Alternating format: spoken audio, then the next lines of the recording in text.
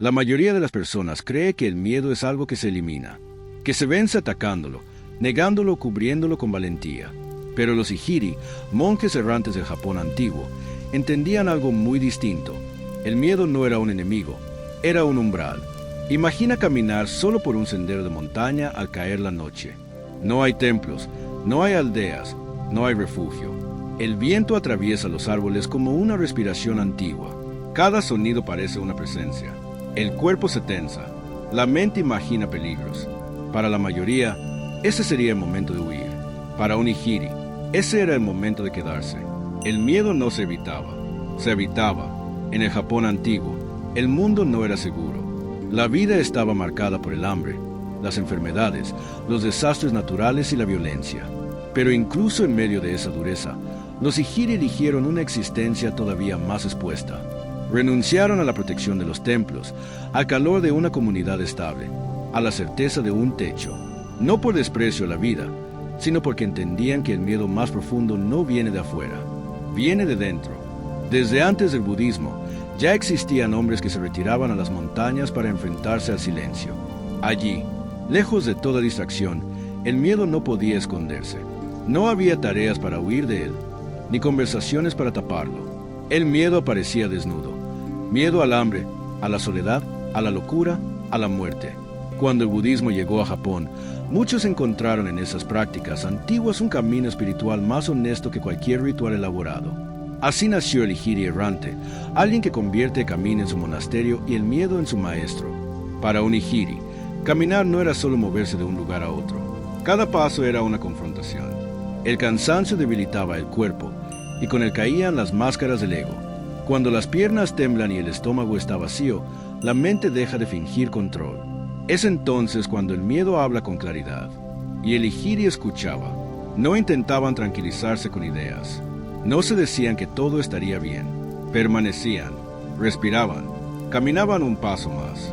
Aprendían que el miedo crece cuando se lo resiste, pero se disuelve cuando se lo atraviesa sin juicio. Así, poco a poco, el miedo dejaba de ser una amenaza y se convertía en un paisaje interno. La soledad era otra prueba. No la soledad romántica, sino la real. Días sin pronunciar una palabra. Noches sin escuchar otra respiración humana. En ese aislamiento, muchos descubrían algo inquietante. No temían estar solos, temían encontrarse consigo mismos. Los pensamientos reprimidos, los recuerdos, las dudas, todo emergía en el silencio. El Ijiri no buscaba distraerse de eso. Se sentaba junto al miedo como se sienta junto a un fuego en la oscuridad. También estaba el miedo al rechazo.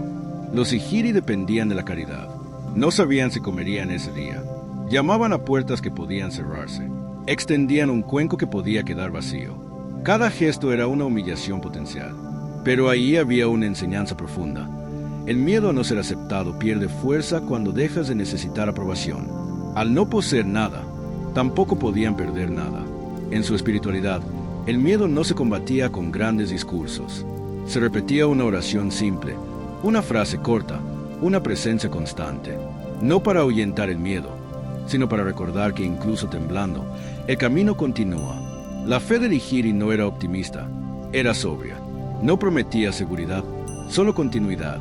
En épocas de crisis espiritual, cuando se creía que el mundo había entrado en decadencia y que la iluminación ya no era posible por los métodos tradicionales, los Ijiri se volvieron figuras esenciales.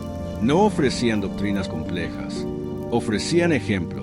Mostraban que incluso en un mundo roto, se podía caminar con dignidad, que el miedo no desaparece, pero puede dejar de gobernar. Un Ijiri que caminaba entre aldeas, que ayudaba a los enfermos, que reparaba caminos, no lo hacía desde la ausencia de miedo, sino desde una relación distinta con él. El pueblo lo sentía. Veía en su calma algo que no era arrogancia ni heroísmo, sino familiaridad con el abismo. Por eso confiaban en ellos más que en las instituciones, porque hablaban desde el mismo suelo que pisaban los demás. El miedo a la muerte era quizá el más profundo. Vivir expuesto significaba aceptar la fragilidad del cuerpo, enfermar lejos de ayuda, dormir en lugares peligrosos. Pero para el Ijiri, la muerte no era una interrupción injusta, sino una parte visible del camino. Al mirarla de frente cada día, dejaba de ser una sombra que acecha y se convertía en una compañera silenciosa. Hoy, el miedo ha cambiado de forma, pero no de esencia. Ya no tememos tanto la noche del bosque, pero tememos al silencio. Tememos no ser suficientes. Tememos perdernos si dejamos de correr. Vivimos rodeados de ruido precisamente para no escuchar lo que los Ihiri escuchaban en soledad. La enseñanza no es imitar su vida externa, sino comprender su relación con el miedo. No huir, no anestesiar, no convertirlo en enemigo, caminar con él. Aceptar que el miedo no desaparece cuando la vida es cómoda, sino cuando deja de dictar nuestras decisiones. El Ihiri no vencía el miedo demostrando fuerza. Lo vencía renunciando a la ilusión de control. Cada paso era una afirmación silenciosa. Puedo sentir miedo y aún así avanzar. Puedo estar solo y no romperme. Puedo no saber qué vendrá y seguir caminando. Tal vez por eso su legado sigue resonando. Porque en un mundo que promete seguridad constante, ellos recordaban algo incómodo y profundo. El miedo no se supera buscando refugio, sino aprendiendo a habitar el camino incluso cuando tiembla bajo los pies.